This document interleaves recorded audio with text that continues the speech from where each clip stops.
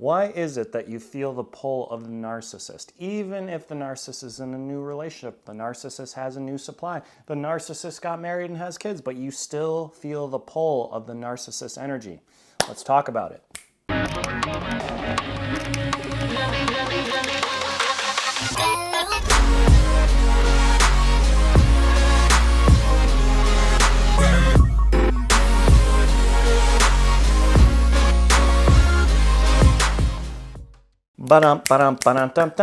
Welcome back, guys. JT here. I'm super excited to see all ya, and I am so grateful for every single one of you guys. So grateful for all the new subscribers, and I hope you're having an amazing week so far and just enjoying your life, being grateful for all the things that you do have, not worrying about or thinking about all the things that you don't have, but just living in the present moment, not worrying about the future, and becoming authentically yourself, continuing on this healing journey we are all on. And I'm just super grateful for all of you. And today we're going to be talking about the narcissist and why you always feel the pull of the narcissist energy.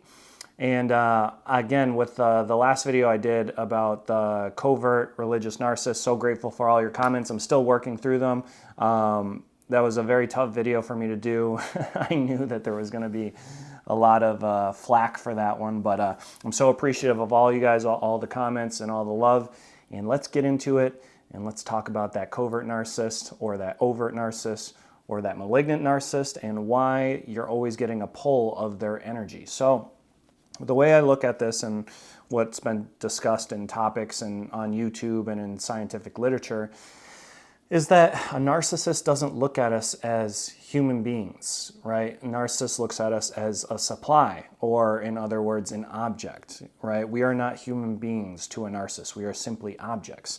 And if we look at, when we're kids and we have a toy and we're playing with a toy and we love this toy and we're obsessed with this toy, right? Obsessed. And that's always how it is in the beginning with the narcissist. They're obsessed with you.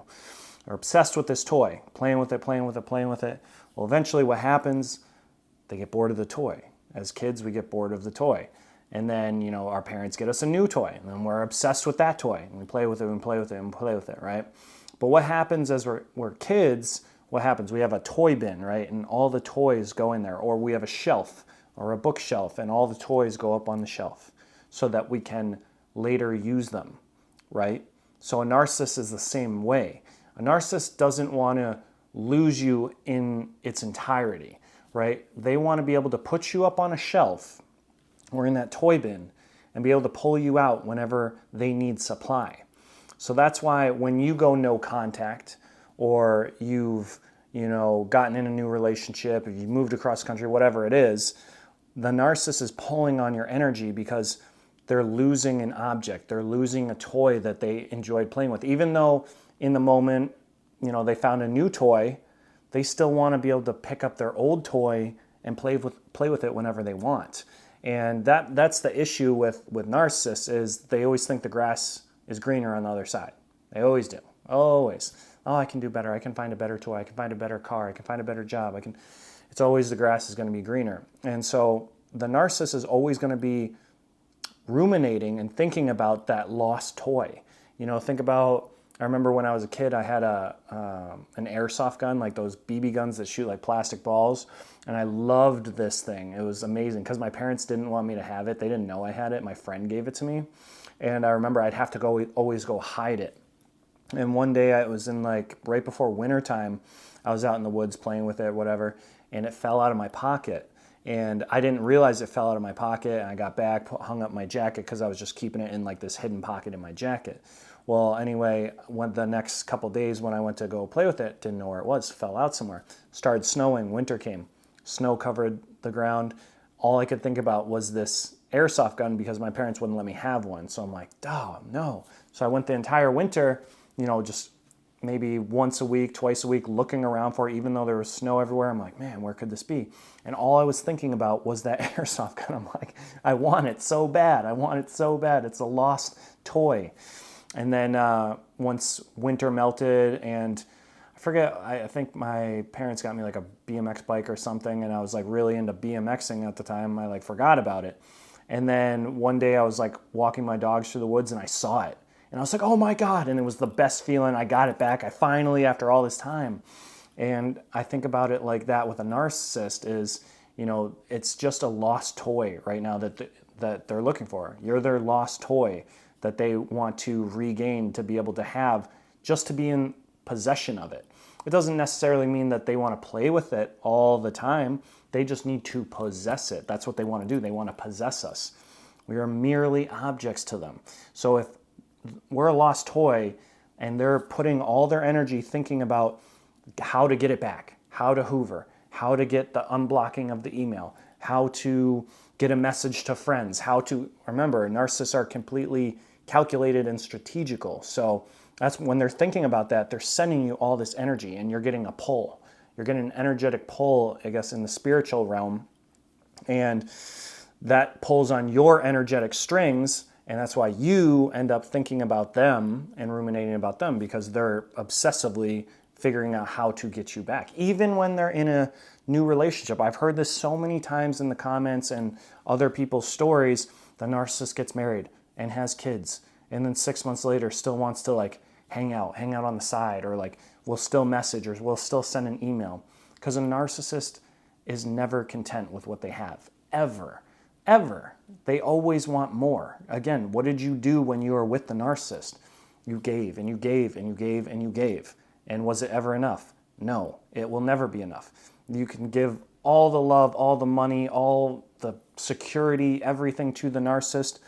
But again, they always will want more, because they are an empty cup with a hole in the bottom. It just keeps on cycling through.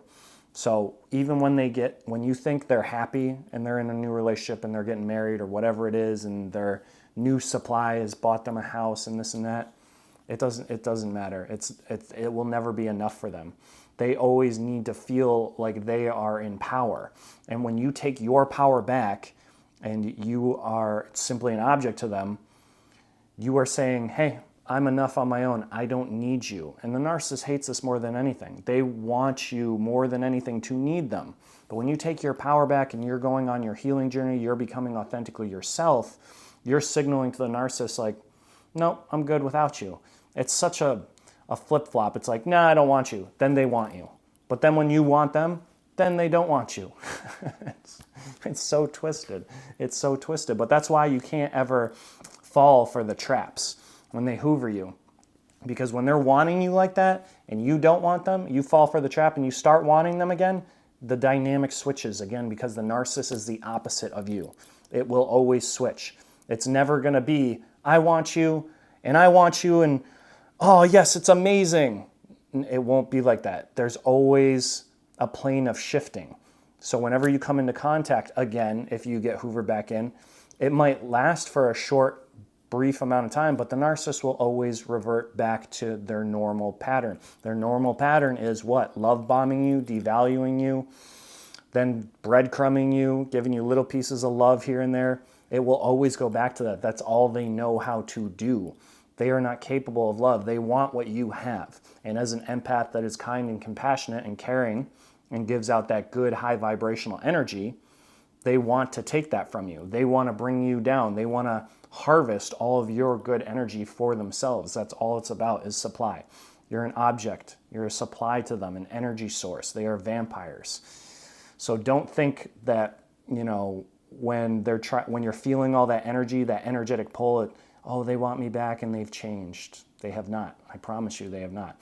And they can trick you in the beginning. Again, what did I just say about the covert religious narcissist? They're very cunning. When you have a covert narcissist, they can trick you again in the beginning, but their real true self always ends up leaking out. The mask always ends up falling off. And every time you go back to them, it gets worse. So just know, if you're feeling those energetic pulls, it's not real. Like, it's just them thinking about you, trying to get their object, trying to get their toy back, to get supply, to get validation, to get money, whatever it is. So just push back on it, create all the energy, put that bubble up, break the soul tie, work on breaking the trauma bond, work on healing your own inner childhood trauma so that you can heal and that you can recognize why you attract the narcissists in your life, why they're always attracted to you, why you always get into narcissistic relationships. Do the inner work to understand what your traumas mean for you in adulthood and why they make you who you are today. and start chipping away at that like a statue. You know, just keep chipping away. When Michelangelo was building a statue, he could look at a big slab, this huge 14-foot concrete thing, and he would just chip away, chip away. Absolute crazy artist, but that's what you have to do. You know, it's not going to be you're creating the statue in one day. It's months, years. It takes time. But every day, just do a little chip off the block, making you into that most authentic version that you want to see. Even when they're pulling you back on that energy, you just got to block it and push it back and say, nope, I'm on my own healing journey. I'm doing the best for me. I will never allow someone to treat me that way again, because you respect yourself now. The narcissist wants you to not respect yourself. The narcissist wants you to put all your kind, caring energy into them and not into yourself. They are very selfish individuals, egotistically run. So just know that you are on the right path and you are healing, and don't ever think that the narcissist is truly gonna love you, because they don't love anyone. They don't even love themselves. They can come off as super confident and charming that they love themselves, but they don't. We know deep down inside that they do not love themselves. They can put on a mask and a facade and say that they do and that they're the most important person in the room.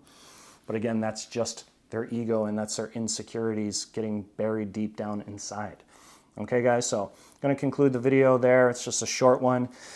I hope you're all having an amazing week so far. This is day 4 of no caffeine for me, so I'm feeling a little rough. My energy is a little low, but I'm getting through it. I'm going to start doing more videos on biohacking, a bunch of different things that you can utilize on your healing journey to become the best, most authentic version of yourself. You know, we'll be talking a little bit about fat loss and joint healing and different types of compounds and supplements that can help you on your healing process. Natural anti-anxiety supplements. We'll be talking about B vitamins and B12, B2, B6, all different things that you can incorporate on becoming your most authentic self. So I look forward to doing those videos, and please comment on this if you found this insightful. And please like and subscribe and get this out to as many people as possible that do need to hear it and that do need to go on their healing journey. And I'm just so grateful for all of you guys. And I am going to go to the gym now and try and get my energy up. And have a safe day, guys.